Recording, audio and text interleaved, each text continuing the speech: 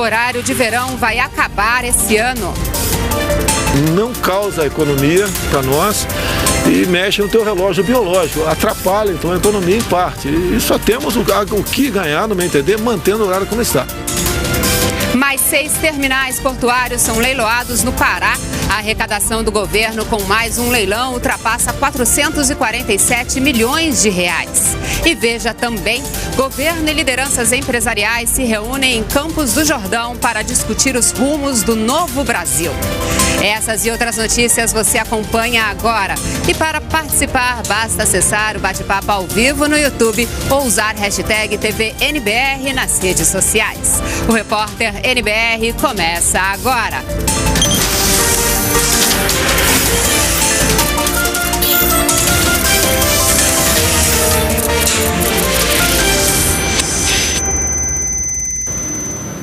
Olá, boa noite. Começa agora o repórter NBR com as notícias do governo federal desta sexta-feira, 5 de abril. E vamos direto ao Palácio do Planalto, porque hoje o presidente Jair Bolsonaro conversou com jornalistas em diferentes momentos. Quem acompanhou foi o repórter Pablo Mundim. Olá, Pablo, boa noite. Boa noite, Alessandra. Boa noite a todos que acompanham a NBR e a TV do Governo Federal. Entre os temas, o presidente Jair Bolsonaro afirmou que decidiu não adotar o horário de verão este ano. A decisão foi baseada em uma pesquisa do Ministério de Minas e Energia que revela a opinião de 53% dos entrevistados a favor do fim do horário de verão. O presidente disse também que recebeu um parecer do deputado federal João Campos que mostra pouca efetividade na economia energética. Vamos ouvir. O João Campos nos procurou, trouxe um arrazoado, encaminhei para o ministro Bento das Minas e Energia. Ele trouxe um parecer 100% favorável ao fim do horário de verão. Nos parecer dele, lógico, acredito no trabalho dele, não causa economia para nós e mexe no teu relógio biológico, atrapalha então a economia em parte. E só temos o que ganhar, no meu entender, mantendo o horário como está. O presidente também falou sobre a nova Previdência. Destacou que o Poder Legislativo tem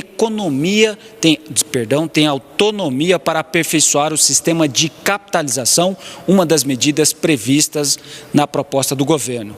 E disse que a aprovação da nova Previdência é muito importante para equilibrar as contas públicas e atrair investimentos estrangeiros. É importante para o Brasil, não é para mim, né? Para o Brasil. Tem investidores que eu tive nos Estados Unidos, Israel, Chile, querem investir aqui. O Chile tem 35 bilhões aqui dentro. Israel quer investir aqui, quer instalar uma fábrica para dessalinização de água na região Nordeste. Está esperando isso, porque nós temos que dar uma sinalização que as nossas contas estão... Há uma preocupação nossa em ajustar as contas, é isso. E hoje o presidente Bolsonaro inaugurou o espaço de atendimento da ouvidoria da Presidência da República aqui no Palácio do Planalto. Além do site, agora o cidadão também vai poder dar opiniões do governo presencialmente. Vamos acompanhar na reportagem como foi esta inauguração. O governo federal quer ouvir a opinião do cidadão, sugestões, elogios e também as reclamações. O que já era feito pela internet através do sistema de ouvidorias do Poder Executivo Federal, o EOUVI, agora também vai poder ser feito pessoalmente. O espaço de atendimento da ouvidoria da Presidência da República dentro do Palácio do Planalto foi inaugurado pelo presidente Jair Bolsonaro. Por meio dele, as manifestações vão chegar aos órgãos competentes e até mesmo para o presidente da República.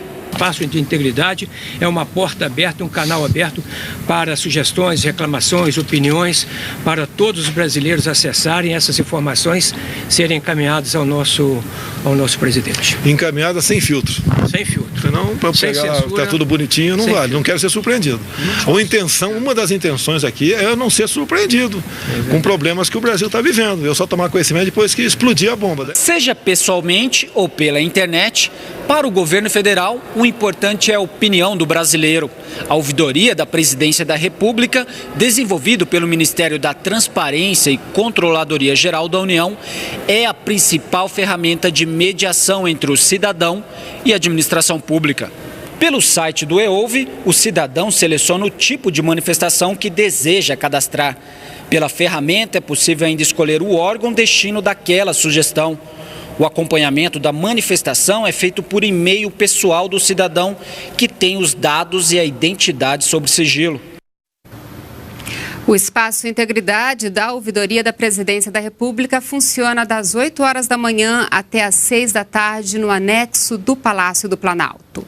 E sobre o sistema online de ouvidorias, o e-Ouve, o endereço é esse que aparece aqui na tela.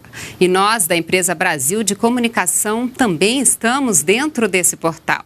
Quer mandar uma sugestão, elogio, dúvida ou crítica, o endereço é sistemas.ouvidorias.gov.br. Jornalistas tiveram hoje um café da manhã com o presidente Jair Bolsonaro. Durante a conversa, o presidente defendeu mais uma vez a transparência do BNDES. O presidente Jair Bolsonaro recebeu cerca de 15 jornalistas para um café da manhã no Palácio do Planalto. Também participaram os ministros da Casa Civil Onyx Lorenzoni, da Justiça Sérgio Moro, do Gabinete de Segurança Institucional Augusto Heleno e da Secretaria-Geral da Presidência da República Floriano Peixoto. Essa foi a terceira vez que o presidente Jair Bolsonaro tomou café da manhã com os jornalistas desde que tomou posse. Bem-humorado, ele comparou o encontro com o que teve nesta quinta-feira com presidentes de partidos políticos para discutir a nova Previdência. Na conversa com os jornalistas, o presidente destacou a escolha dos ministros por critérios técnicos. Dei carta branca a eles para ajudar a cada um fazer o melhor de si, para ajudar a tirar o país da situação que se encontra. O presidente também reforçou a importância da transparência no BNDES. Transparência total nos contratos do BNDES, quer seja para outros países, quer seja quem comprou isso ou aquilo com o dinheiro do BNDES lá dentro daquele banco. Esse banco não pode continuar sendo... Não está sendo mais, né? Mas o que foi feito no passado tem que tornar-se público, porque nós temos que ter transparência nas ações do banco. E hoje foi dia de homenagens a homens e mulheres que estão sempre a serviço do país. O presidente Jair Bolsonaro participou da cerimônia de cumprimentos aos oficiais generais recém-promovidos e da entrega de medalhas no Palácio do Planalto. O destaque foi o trabalho desenvolvido pela capitão Márcia Andrade, da Marinha do Brasil. E quem conta pra gente é Luana Karen. A atuação da capitã de corveta Márcia Braga na missão de paz da ONU na República Centro-Africana chamou a atenção. Ela ajudou a construir uma rede de assessores treinados para pôr em prática medidas que trouxeram mais segurança para homens, mulheres e crianças no país em conflito. Eu conto muito com a participação de militares femininas para facilitar essa interação com as mulheres locais, entendendo que eu tenho diferentes religiões, eu tenho comunidades que são muito fechadas, as mulheres têm dificuldade de falar sobre seus problemas. Eu começo a entender e pensar e ajudar a ter projetos ali, por exemplo, como hortas comunitárias, mais próximos às casas, de forma que elas não fiquem tão expostas. O resultado veio em forma de reconhecimento por parte das Nações Unidas com o Prêmio de Defensora Militar do Gênero. Nesta sexta-feira, a capitão de corveta também foi homenageada pelo presidente Jair Bolsonaro com a Medalha da Vitória, uma honraria destinada a quem prestou relevantes serviços em missões de paz. Quando nós estamos em missão de paz, o nosso uniforme tem a bandeira do Brasil. Então eu tenho, em um dos braços eu tenho o símbolo das Nações Unidas, eu tenho a boina azul, mas eu também tenho a bandeira do Brasil. Então quando a gente chega num lugar com a bandeira do Brasil, as pessoas sorriem. Então assim, isso mostra como o Brasil é um país amigo, como é importante a nossa presença e ter essa confiança. O ministro da Defesa lembrou que das 71 operações de paz desenvolvidas pelas Nações Unidas, o Brasil participou de 41. Entre elas, o Brasil comandou a presença da ONU no Haiti por 13 anos. Atualmente, há 300 militares brasileiros participando de missões de paz no Congo e no Líbano. Temos tropas navais no Líbano, emissão inédita de uma força-tarefa marítima, colaborando para garantir a paz no Oriente Médio. Participamos ainda de 9 das 14 missões conduzidas pelo Departamento de Operação de Paz, seja com tropa, seja com dezenas de observadores militares e oficiais de Estado-Maior que estão 24 horas por dia a serviço da paz. A homenagem à capitão de corveta Márcia Braga foi realizada durante a cerimônia de apresentação de oficiais generais recém-promovidos. Ao todo, 61 militares da Marinha, Exército e Aeronáutica receberam a promoção. O presidente Jair Bolsonaro destacou a importância do trabalho desempenhado pelas Forças Armadas para o Brasil. Os senhores, cada um dentro das suas atribuições, são, em grande parte, uma esperança para o nosso Brasil. Para o militar, não tem tempo, não tem hora, não tem missão. Sempre prontos para bem servir a sua pátria. Então, meus amigos, jovens oficiais generais da Marinha, do Exército e da Aeronáutica, meus cumprimentos, meus votos de felicidades e que sejam cada vez mais felizes também na função que cada um desempenhará a partir desse momento. Discutir o novo Brasil. Com esse objetivo, o governo e iniciativa privada se reuniram hoje em Campos do Jordão, São Paulo. É o 18º Fórum Empresarial LIDE.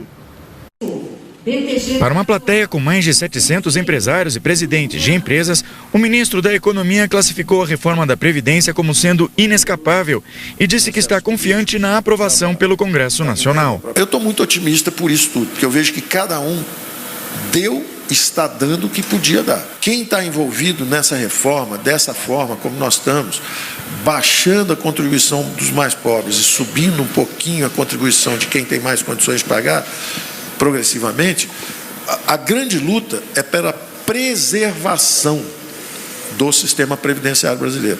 É pela possibilidade de continuar pagando.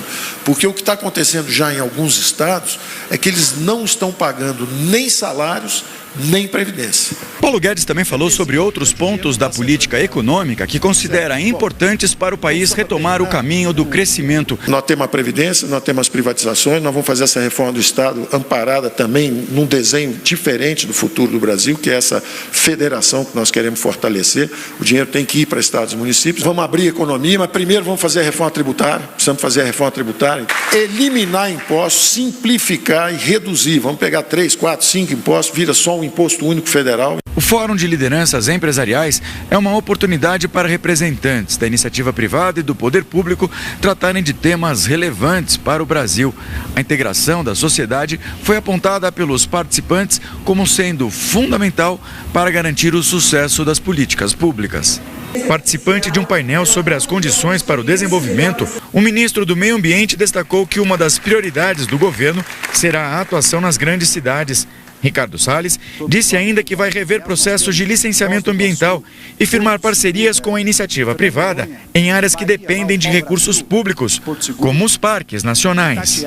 Pouquíssimos parques na mão do setor privado, mas os que estão na mão do setor privado são muito melhores do que aqueles que estão no setor público.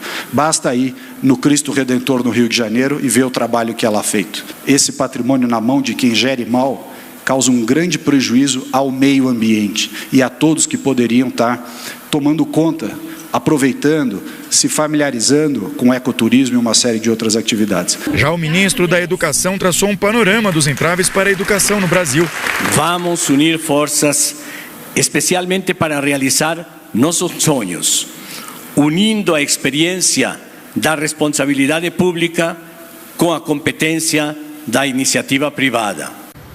Foi realizado hoje em São Paulo mais um leilão de portos, desta vez em terminais do Pará. Os arrendamentos para a iniciativa privada significam mais investimentos em infraestrutura, além de dinamizar a economia da região. Esse foi o segundo leilão de portos realizado pelo governo este ano. O investimento previsto chega a 430 milhões de reais. 5 áreas foram leiloadas no Porto de Belém, em Miramar, no Pará. Uma outra área portuária também foi leiloada no Porto de Vila do Conde, município de Barcarena. Esses terminais portuários recebem e armazenam combustíveis e vão facilitar a logística e distribuição nas regiões Norte, Nordeste e Centro-Oeste do país.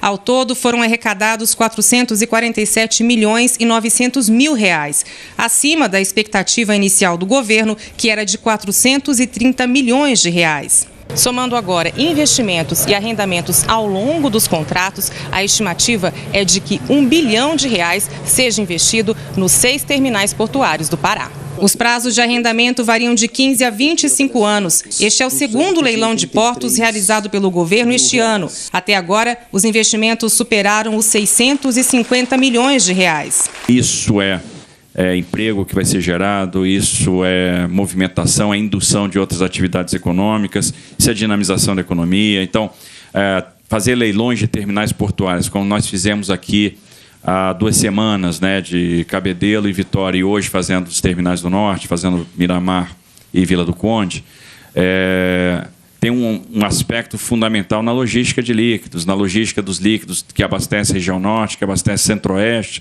que abastece Nordeste. No caso dos portos, a chamada outorga mínima é simbólica, de apenas R$1. O objetivo é permitir que as empresas tenham mais recursos disponíveis para investir em infraestrutura, em vez de priorizar dinheiro em caixa para a União. Agora nós temos contratos de longo prazo, de 15, de 20, de 25 anos, que permitem a realização dos investimentos, que trazem segurança jurídica. Então isso é marcante para o setor, que ficou muito tempo sem licitar terminais, e que agora a gente tem uma configuração diferente, né? Uma cara diferente para o setor portuário. As unidades básicas de saúde que perderam profissionais do Mais Médicos terão 6 meses de financiamento para pagar as despesas. A repórter Gabriela Noronha tem os detalhes. O Ministério da Saúde informou que o prazo precisou ser ampliado após mudanças no programa Mais Médicos. Desde fevereiro, os profissionais designados para postos de saúde em locais menos vulneráveis, como grandes cidades, não têm o vínculo renovado ao completarem 3 anos no Mais Médicos, prazo previsto em lei. O repasse era cortado caso a unidade permanecesse sem médicos por mais de 2 meses. Com a portaria que foi publicada nesta sexta-feira no Diário Oficial da União, a unidade básica vai conseguir receber verba de custeio e outros financiamentos federais, mesmo sem o médico. E o prazo para pagamento da verba de custeio às unidades básicas de saúde que perderam profissionais agora é de 6 meses. As cidades que perderam profissionais do Mais Médicos poderão utilizar os recursos também para contratar seus próprios médicos. O governo vem mantendo a renovação de profissionais no programa apenas em cidades classificadas como mais vulneráveis, como pequenos municípios e distritos sanitários indígenas. Nesses locais, além de pagar o salário dos médicos, cerca de R$11 mil mensais, a pasta vai repassar às equipes mais de R$4 mil para custeio. A instabilidade em algumas unidades do programa Farmácia Popular já foi regularizada com uma nova versão que traz melhorias na segurança de acesso ao sistema. De acordo com o Ministério da Saúde, não houve redução nos repasses para o programa. A previsão de orçamento deste ano é igual ao valor do ano passado, R$2,6 bilhões. O programa Aqui Tem Farmácia Popular foi criado para oferecer mais uma alternativa de acesso a medicamentos considerados essenciais.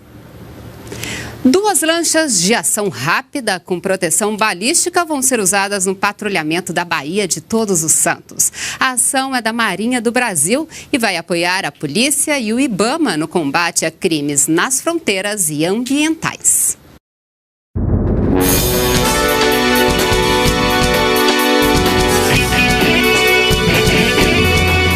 Força e resistência a impactos, blindadas e preparadas para combater crimes. Assim são as 2 lanchas que vão ser desenvolvidas especialmente para atender às necessidades do trabalho da Marinha do Brasil. São lanchas blindadas com casco de polietileno, então é rígido, é um casco que permite a operação de abordagem, ela pode passar até por cima de pedrais, então é uma lancha muito resistente. As duas lanchas adquiridas pela Marinha são semelhantes a este modelo em exposição aqui na Feira de Defesa e Segurança da América Latina. Elas serão utilizadas em atividades de patrulhamento e fiscalização na Baía de Todos os Santos. O modelo é o DGS 888 Raptor MK2. Os equipamentos vão apoiar as ações da Polícia Militar na segurança pública da Bahia e também da Polícia Federal no combate aos crimes de fronteira e do IBAMA, o Instituto Brasileiro do Meio Ambiente e dos Recursos Naturais Renováveis, na luta contra crimes ambientais. As lanchas devem entrar em operação até o final do ano.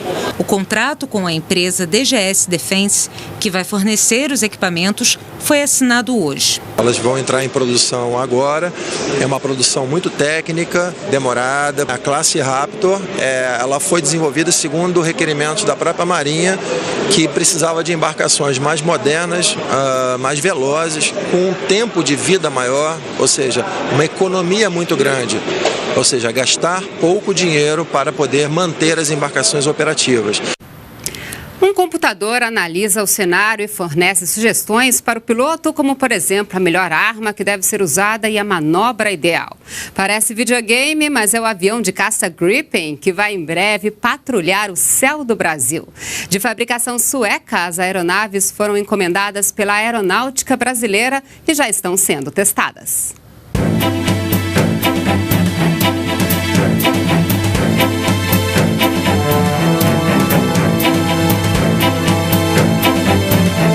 Durante uma missão, o computador do avião analisa o cenário e fornece sugestões para o piloto, como a melhor arma que deve ser utilizada e a manobra ideal que deve ser realizada. O caça é extremamente seguro, porque consegue avaliar e atacar o inimigo à distância, sem ser detectado. Isso é possível devido aos sistemas avançados de guerra eletrônica e de rastreamento infravermelho.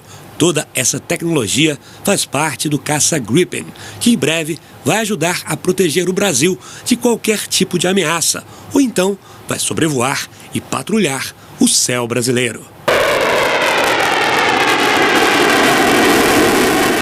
As aeronaves de fabricação sueca foram encomendadas pela Aeronáutica e já estão sendo testadas na Europa. O Gripen faz parte do projeto FX2 de modernização da frota militar do Brasil. É um caça de última geração, considerado o mais inteligente do mundo. Tecnologia que vai ajudar a proteger o Brasil de qualquer tipo de ameaça. O F-39, que vai ser a designação da nossa aeronave, do Gripen, EF, ele será empregado em missões de defesa aérea, missões de guerra eletrônica, missões de ataque ao solo, missões de reconhecimento. Então vai ser uma gama bem variada de missões e que vai substituir todos os outros modelos de aeronaves que a Força Aérea tem no acervo atualmente. O contrato não prevê apenas a compra dos aviões, ele também inclui a transferência de tecnologia para melhorar a indústria nacional. Tanto que 350 profissionais brasileiros estão aprendendo na Suécia os segredos do Gripen. Os técnicos que já concluíram o curso na Suécia agora ajudam a construir o Gripen brasileiro e no futuro vão atuar em diversos outros projetos aqui no país. Eu diria que a Embraer entrará na última geração do que há de tecnologia, de modernização, de modernidade de equipamento após a conclusão do recebimento de todos os projetos de transferência de tecnologia agregados ao projeto FX2. Recebemos 4 aeronaves em 2021 e até 2026 as 36 serão entregues pela Saab/Embraer à Força Aérea Brasileira. Vale destacar aqui que em 2023 a Força Aérea receberá o seu primeiro grupo de aeronaves fabricadas inteiramente na Embraer, ou seja, são aeronaves 100% nacionais, concebidas e gerenciadas pelo nosso povo. O consumo de alimentos orgânicos é uma tendência mundial e vem conquistando cada vez mais a mesa dos brasileiros. O mercado de orgânicos no país faturou em 2018 4 bilhões de reais, 20% a mais que no ano anterior. E de olho neste mercado, o governo tem incentivado os orgânicos. São projetos que apoiam o pequeno agricultor a melhorar a produção, a comercializar a colheita e a gerar emprego e renda. À primeira vista, esta fazenda é apenas uma propriedade comum de produção agrícola, mas basta prestar atenção nos detalhes para saber que há algo de especial no lugar. O verde da alface, o amarelo da flor silvestre, o vermelho das frutas. Por todos os lados, cores vivas que chamam a atenção. Na terra, nada de agrotóxicos, adubos químicos ou substâncias sintéticas que agridam o ambiente. Há 4 anos, Carla convenceu a família a aderir ao modo de produção orgânico. O pai, João, agricultor desde criança, resistiu, mas hoje é só orgulho. Eu não tenho receio nenhum em oferecer e dizer, olha, pode comer que disso aqui você não vai morrer. A fazenda produz receitas veganas, ou seja, sem nenhum produto de origem animal, de forma artesanal. O carro-chefe da marca é a carne de jaca. O pão, saindo quentinho do forno, parece ser de queijo, mas é feito de batata doce. A gente hoje não consegue atender a nossa demanda. A gente já aumentou o número de funcionários, vamos aumentar o nosso espaço de produção para tentar atender essa demanda do mercado. O mercado brasileiro de orgânicos faturou no ano passado 4 bilhões de reais, resultado 20% maior do que o registrado em 2017. Para a empresária Beatriz, a procura crescente pelos orgânicos reflete uma mudança de hábito do brasileiro. Desde que estamos no mercado de 2015 para cá, foi só o crescimento mesmo da procura, da aceitação também, né, dos produtos. O Adriano conta que é um consumidor antigo de produtos orgânicos. E além do fato de não terem agrotóxicos, são alimentos que têm o maior teor de antioxidantes, têm o maior teor de vitaminas, né? E além do que fazem bem para o meio ambiente, né? E a gente sempre tem que ter esse cuidado.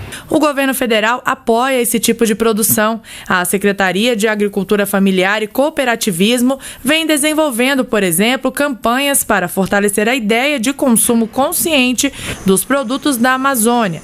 Além disso, Brasil e Chile assinaram em setembro do ano passado um acordo de equivalência de produtos orgânicos entre os dois países. Inédito na América do Sul, a ideia é fortalecer o comércio de orgânicos. Hoje, todo mundo faz esporte, todo mundo quer comer coisas naturais. Então, eu acho que isso é uma tendência mundial e não é diferente aqui no nosso país. E o Ministério da Agricultura, ele tem que fazer o quê? Incentivar que mais pessoas entrem nesse nicho de mercado. Ele não é suficiente para alimentar toda a nossa população, mas cada vez ele caminha a passos mais largos. É saber que a gente está conseguindo deixar uma esperança para essa geração que vem aí.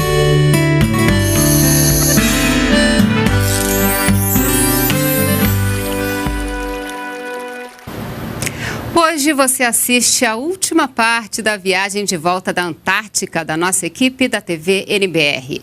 A convite da Marinha do Brasil, eles foram conhecer as novas instalações da Estação Brasileira.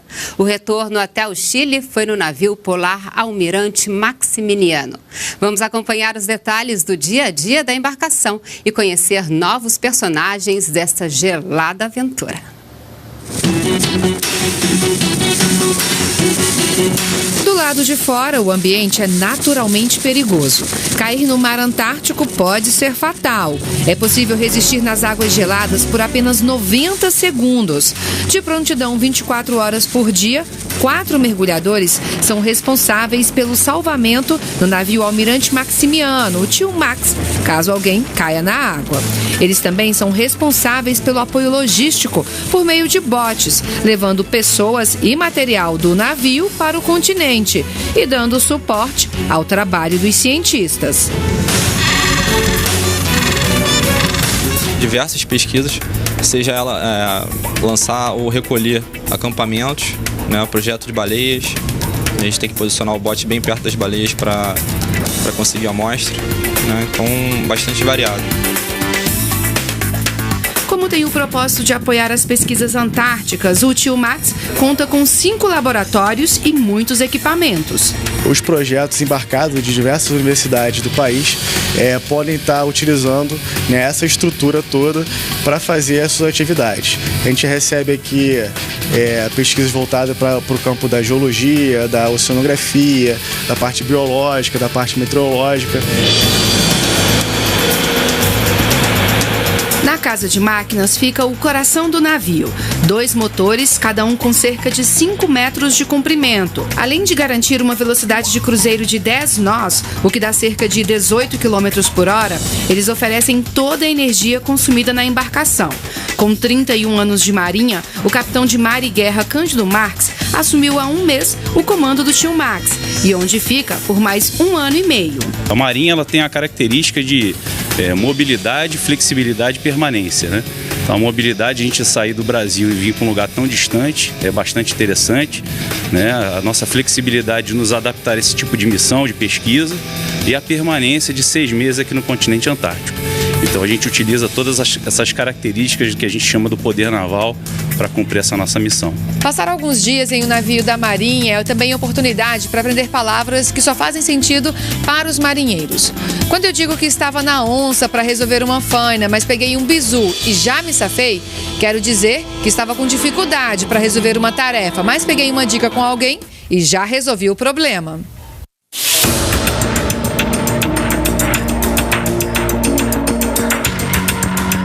Conviver meses fora de casa pode não ser fácil. Para isso, a tripulação conta com um capelão, que realiza missas e cultos 2 vezes por semana e dá uma palavra de conforto para os mais saudosos. Perdoai as nossas ofensas. Essa é a oportunidade que o capelão tem de animar aquele militar na sua missão. Nós temos também alguns militares que tiveram perdas de parentes. Ajudamos, né, o militar a enfrentar essa realidade que é a morte, superar, viver, né, o seu luto aqui no navio.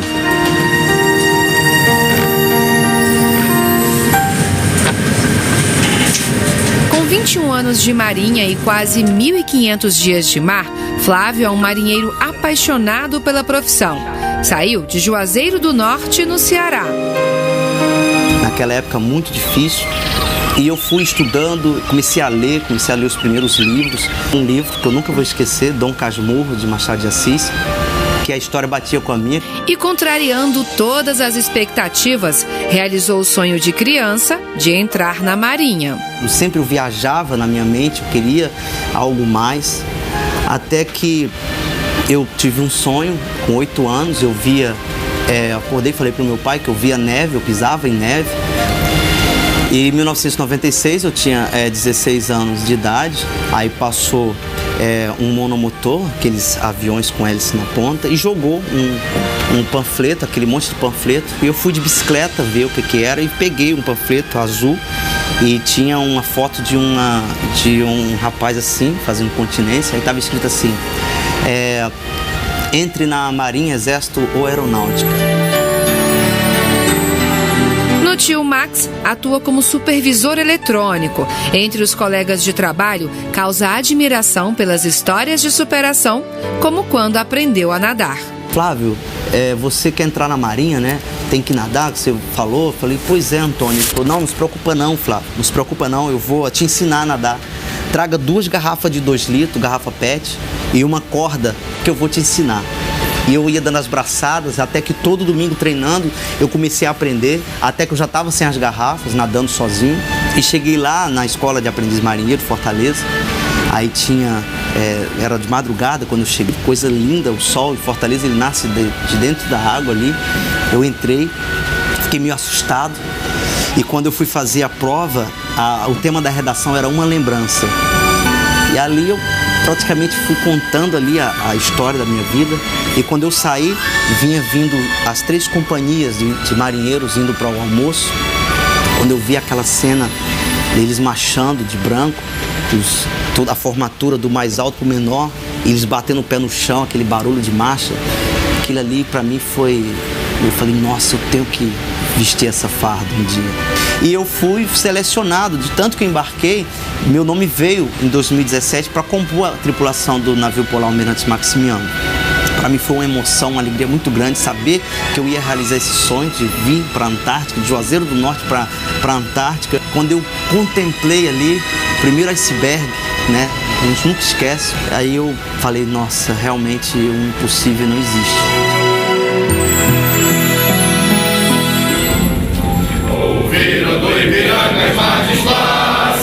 No nosso último dia no Almirante Maximiano, participamos todos de uma espécie de formatura no mar.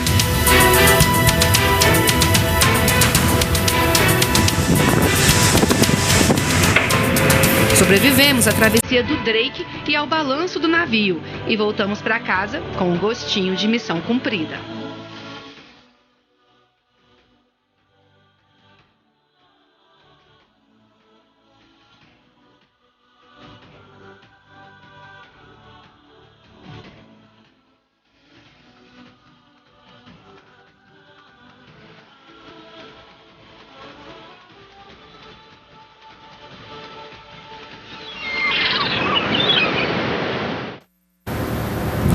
Nós ficamos por aqui. Toda a nossa programação você acompanha ao vivo pelo site da NBR e pelo canal no YouTube. Acesse também nosso perfil no Twitter e você pode ainda mandar sugestões de reportagens e dúvidas sobre programas e ações do governo federal para o nosso WhatsApp. Então, anote aí, é 61 99867 8787. Uma boa noite para você e continue com a gente na NBR, a TV do Governo Federal.